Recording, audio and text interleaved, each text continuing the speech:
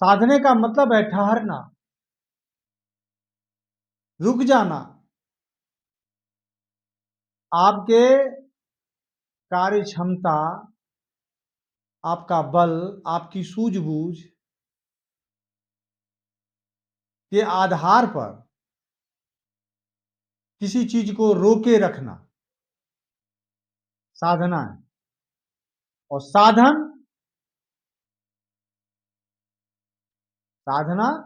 साधन से बनती है। साधन का मतलब है रोकने में जो सहयोगी वस्तु हो, समय हो, व्यवस्था हो, जो रोके रखने में सहायक बने, साधन। इतना ही फर्क है। साधन से ही साधना हुआ है, शब्द बना है। अब साधना क्या है? मनुष्य के या जीवन के किसी भी विषय में दो पक्ष हैं। एक है सॉफ्टवेयर, एक है हार्डवेयर।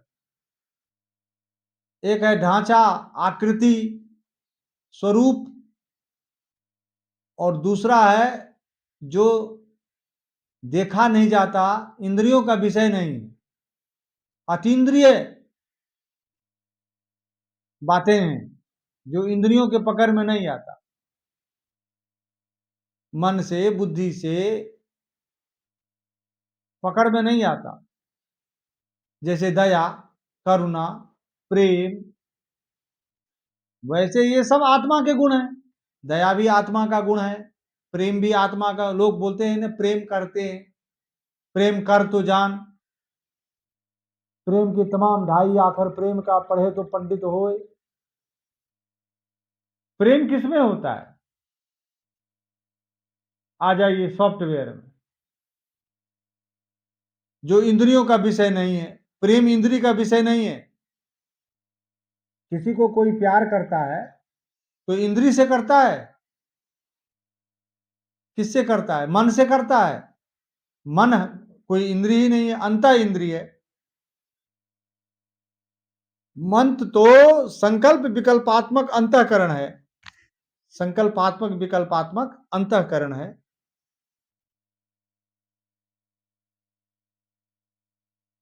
कल्प मने विचार, संकल्प मने दृढ़ विचार, विकल्प मने बदलते रहने वाला विचार। उसका जो चक्र है उसे संकल्प विकल्प कहते हैं, वही मन है। चक्र जो है मन है। संकल्प मतलब मैं यह करूंगा, मैं यह कर ही लूंगा। अब विकल्प मतलब मुझसे होता है या नहीं होता है, नहीं भी हो सकता है। जहां पैर डगमगाए कि विकल्प हो गया। और इसका एक पूरा का पूरा चक्र है, पूरा का पूरा घूमता हुआ गोल है ये। प्रेम इसमें कहां ठहरता है? प्रेम की कोई जगह ही नहीं है। प्रेम न संकल्प में है न विकल्प में है। अब देखो, प्रेम का मतलब आप क्या समझते हो? प्यार का मतलब क्या? बाग बगीचों में घूमना, और वो बेटा पिक्चर में जो एक गाना है, कहो न तुमसे प्यार है।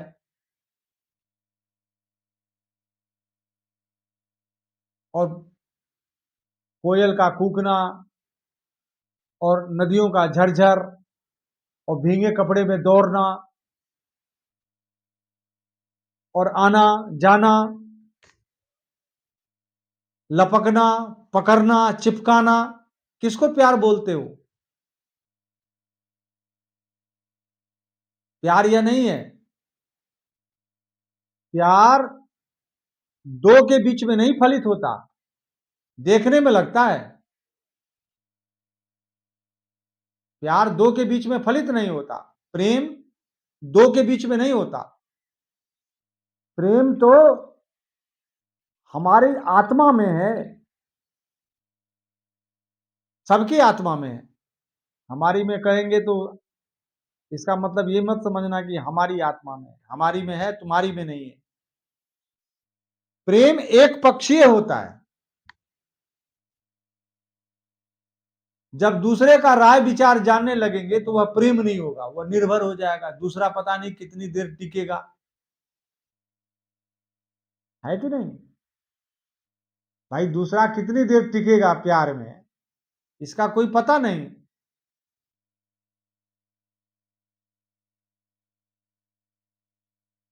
भाई किसी महिला की हमने परीक्षा लिया, हमने लिया, मैं लेता रहता हूं, क्योंकि जो परीक्षा में पास नहीं हुआ वो सफल नहीं है, वो परीक्षित नहीं है। अब बिना परीक्षित को कोई ज्ञान देना नहीं चाहिए। भाई जब परीक्षित आदमी हो जाता है, परीक्षा में पास हो जाता है, तब उसको अधिकार दिया जाता है। समझ रहे हैं ना मेरी बात को? परीक्षा में जब पास हो जाता है तो वो परीक्षित हो जाता है, वो अधिकार देने के लायक है। और प्रेम की भाषा कहने वाला परीक्षा का अधिकारी है, यदि द्वंद्व है, दो है तो।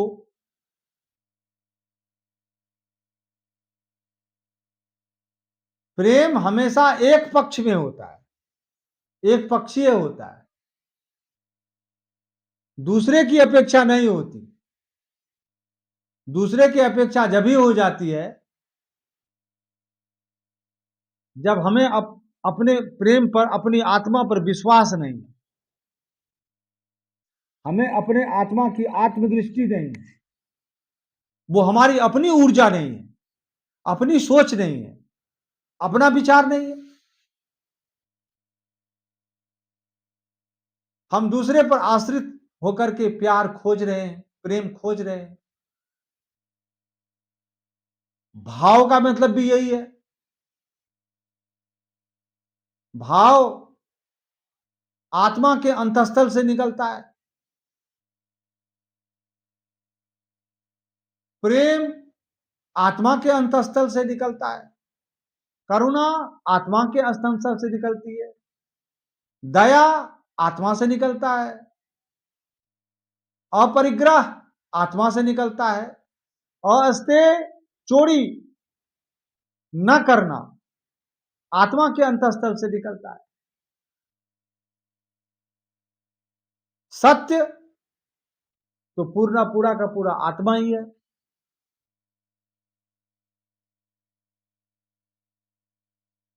ये जो भाव है ये आत्मा के गुण है, मन के गुण नहीं है, बुद्धि का भी नहीं है, चित्त का भी नहीं है। बात को ध्यान रखना।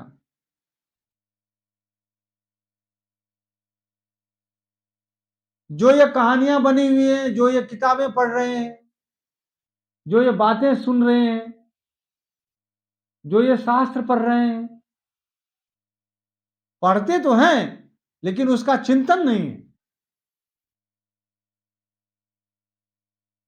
आत्मा को देखा नहीं है। जो ये पढ़ा है, जिसने कहा है, जिसने बड़ी बड़ी किताबों को लिखा, ग्रंथों को लिखा, उसने अपनी आत्मा पे नजर नहीं किया, तर्क बुद्धि में उलझे रहे, 30-35 साल तक तो पढ़ाई में लगे रहे। आत्मा को देखने का समय ही 35 साल तक है, 40 साल तक है। ज्यादा से ज्यादा कोई महावीर बुद्ध बने तो 45-48 वर्ष की अवस्था में महावीर को बुद्धत्व प्राप्त हो गया। इसी प्रकार से 45-46 में बुद्ध को बुद्धत्व हो गया, लास्ट एज है। इसके बाद शरीर में बैठने की क्षमता नहीं है, और बिना बैठे, बिना ध्यान किए इन शब्दों का अर्थ समझ में नहीं आएगा। और बैठने से शरीर बेकार हो जाती है, जैसे हमारी हो गई। अभी तक बैठते रहे तो अगल वाले, बगल वाले, अड़ोसी पड़ोसी, समाज वाले, स्कूल वाले, विद्यालय वाले, गांव वाले, सब लोगों ने कहा कि इसका दिमाग खराब हो गया। खराब ही है। जब हम समाज की मुख्य धारा में कभी रहे नहीं तो खराब ही है। भाई समाज की मुख्य धारा में जब हम नहीं है तो पूरा का पूरा खराब है।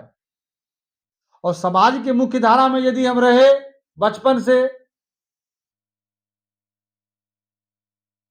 तो इन बातों को समझे नहीं,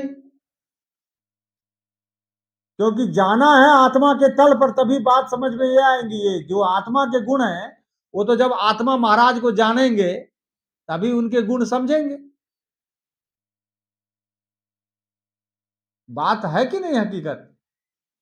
जब हम लेह लद्दाख जाएंगे या किसी भी जगह जाएंगे, किसी भी स्थान को जाएंगे, तभी उस स्थान पर होने वाले लोग, समय, मौसम, पदार्थ, खाने पीने की वस्तु, उत्पादन, सब कुछ समझ पाएंगे। इसी प्रकार से जब हम आत्मा के तल पर जाएंगे तो ही आत्मा की बातें समझेंगे, और नहीं तो हम किताबों को पढ़ेंगे, लोगों से पूछेंगे, सुनेंगे, सुनी सुनाई बात आएगी, और सुनाने वाले तो बहुत हैं, और जितने सुना रहे हैं सब सुनी सुनाई सुना रहे हैं, सुनी सुनाई सुना रहे हैं, सुनी सुनाई सुना रहे हैं, इसलिए उनमें मौलिकता नहीं। इसीलिए कह रहे हैं तद विद्धि प्रणिपाते न, उस परमात्मा को, आत्मा को जानने के लिए प्रणिपात हो जाओ। प्रणिपात मैंने दंड की तरह, कल मैंने आपको बताया था पिछले वीडियो में, दंड की तरह गिर जाओ।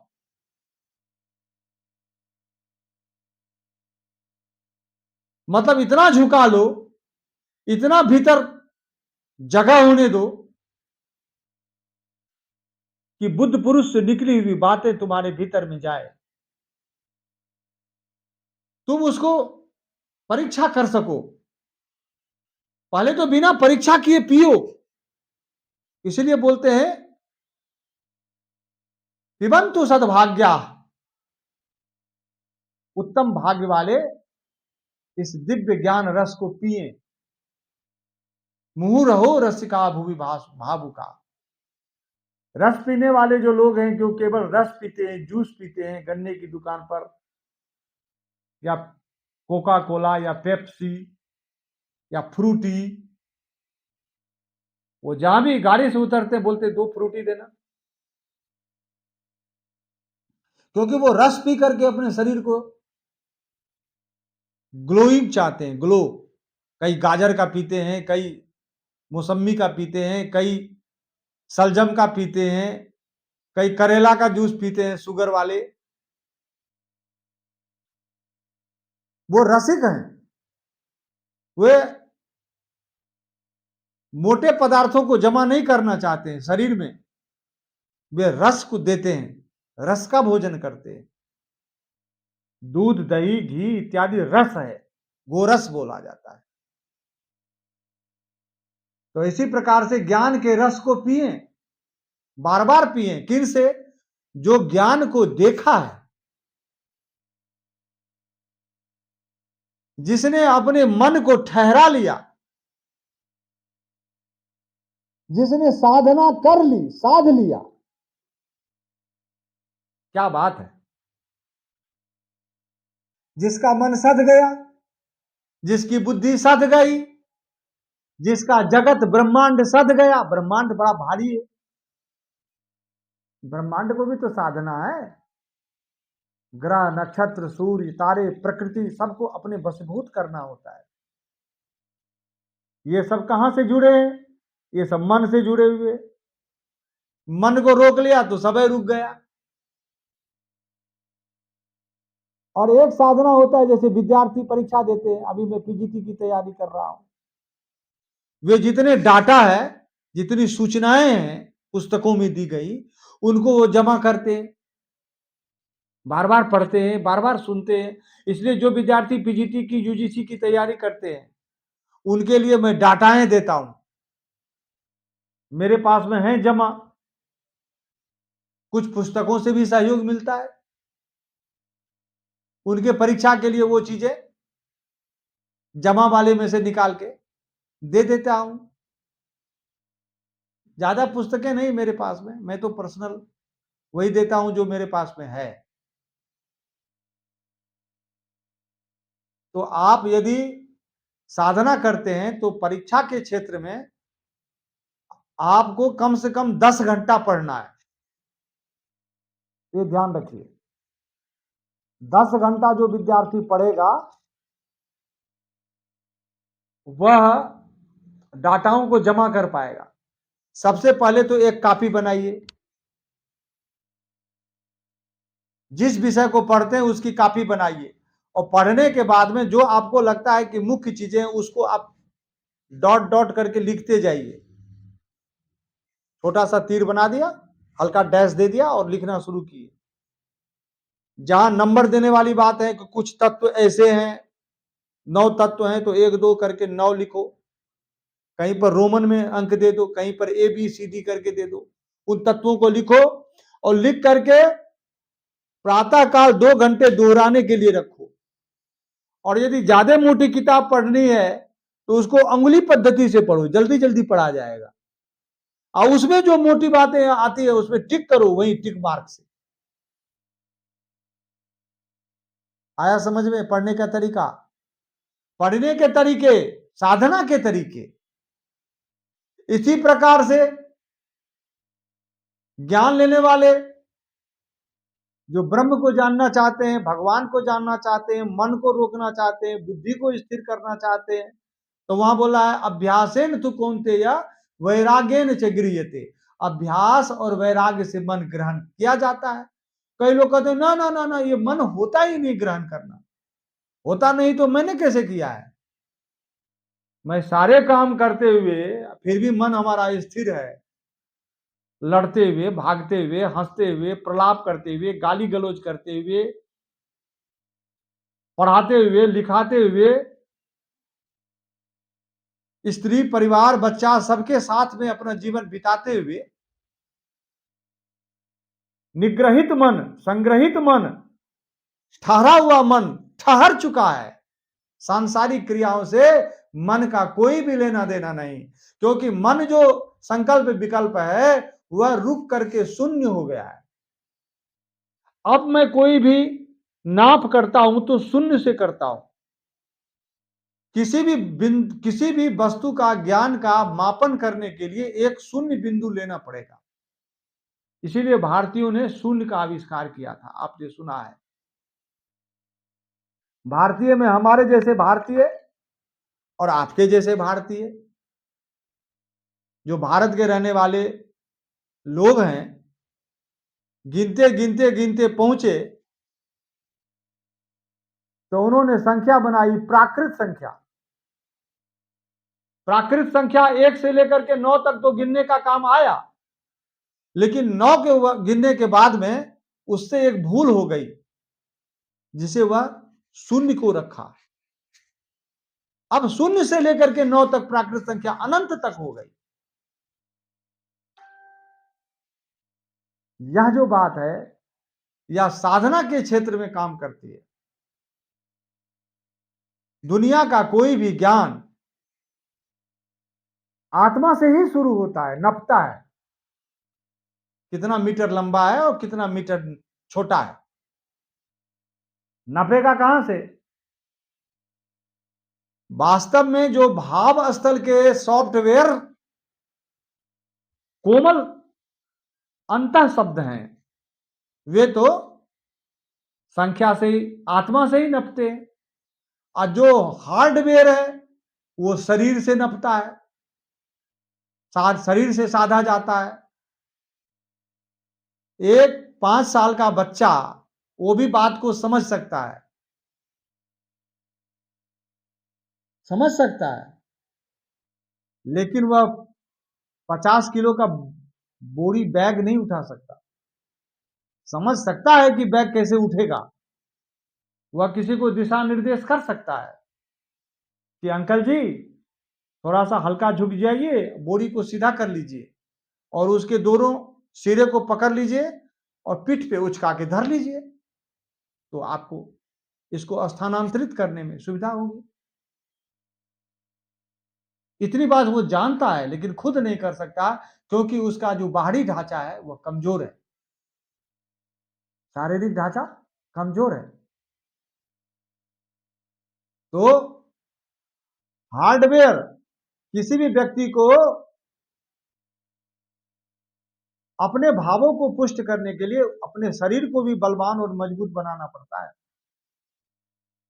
आप 3 घंटे, 5 घंटे, 7 घंटे यदि आप ध्यान करना चाहते हैं, समाधि करना चाहते हैं, जप करना चाहते हैं, तो आपके शरीर को मजबूत होना पड़ेगा। बहुत बलवान चाहिए। कोई भी ध्यान करने वाला, साधना करने वाला व्यक्ति आप कभी कमजोर दिखाई पड़ा है? कोई भी? बुद्ध को देख लो, महावीर को देख लो, विवेकानंद को देख लो, कबीर को देख लो, नानक को देख लो, गुरु गोविंद सिंह को देख लो, 9 गुरुओं में से किसी को देख लो, और किसी भी कार्ल मार्क्स को देख लो, अरस्तु को देख लो, ईसा को देख लो, मोहम्मद को देख लो, जिसको देखना है उसको देखो। दादू को देख लो, रहीम को देख लो, ये जितने भी बुद्ध पुरुष हैं कमजोर नहीं है, इनका बाहरी ढांचा भी मजबूत है, क्योंकि स्वस्थ शरीर में बलवान, शरीर में बलवान मन का निवास होता है। पहले मन तो बलवान हो, तब मन को बलवत्ता से रोकी जाएगी, साधना सही किया जाएगा।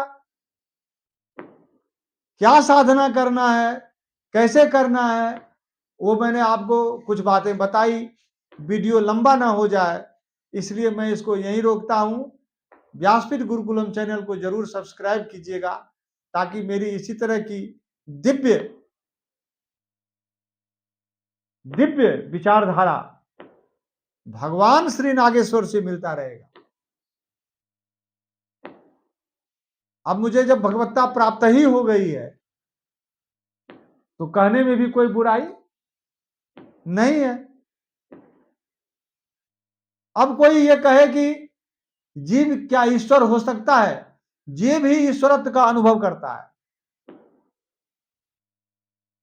जीव ही ब्रह्म का अंश है। अंश है तो सोने का अंश क्या तांबा हो जाएगा? नहीं होगा। यदि ब्रह्म का अंश है जीव, भगवान का अंश है, यदि नहीं है ही, सब लोग जानते हैं इस बात को, तो एक है जीव की इस समान पंक्ति है। तो जीव की मतलब, की का मतलब होता है क्यों नहीं। जीव क्या इसके समान होता है? होता है तभी तो क्या लगा है। प्रश्नवाचक शब्द, सकना शब्द वही लगता है जहां पर आधी संभावना तो है ही, और आधी जब हो गई तो आधी तो फाइनल करना हमारा काम है। सकना का मतलब आधी। तुम खा सकते हो कि नहीं, मतलब खा भी सकते हो और नहीं भी खा सकते हो। तुम कर सकते हो कि नहीं, जा सकते हो कि नहीं, पूछ सकते हो कि नहीं, लिख सकते हो कि नहीं, तैयारी कर सकते हो कि नहीं, पीजीटी मास्टर बनना बड़ा कठिन है, कर सकते हो कि नहीं? हाँ, इस बार मैं कर ही लेता हूं, कर लूंगा, निश्चित है। तो सकने का मतलब 50% तो आप कर ही सकते हैं, और 50% संभावना व्यक्त की जा सकती है। 50% तो करने के लिए ही व्यासपीठ गुरुकुलम आपने सब्सक्राइब किया है और वीडियो सुनते रहते हैं। पाठ का भी देता हूं, यूजीसी जब करोगे तो मैथ का भी दूंगा, जितनी गणितीय तर्क है दूंगा।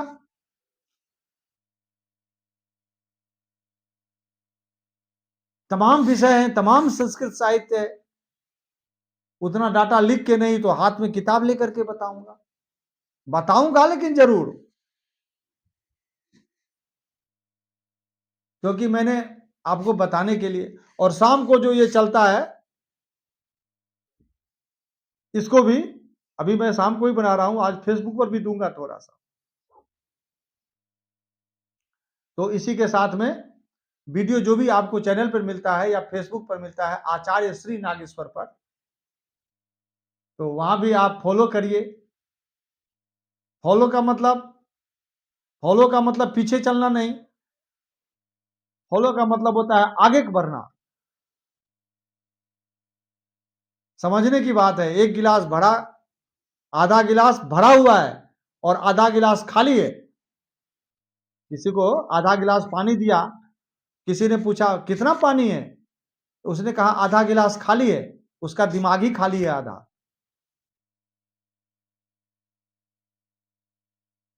और किसी ने कहा, मैंने कहा आधा गिलास भरी हुई है, तो मतलब आधा तो भरी हुई है।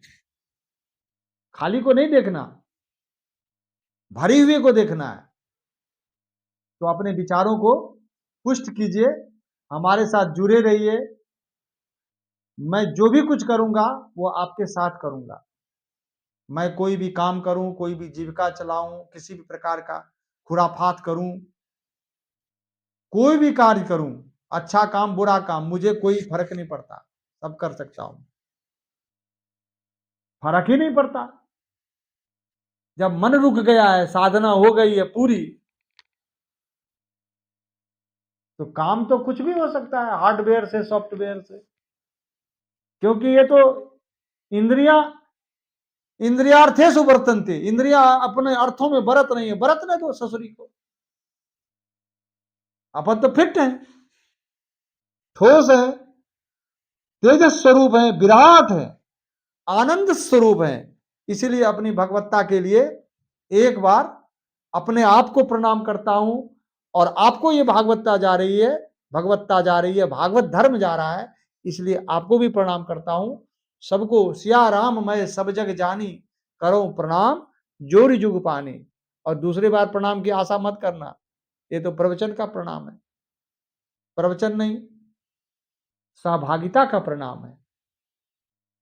दो हाथ जब मिलते हैं तो हम और तुम एक है, इसका प्रणाम है। ठीक है, फिर अगले वीडियो में मिलते हैं।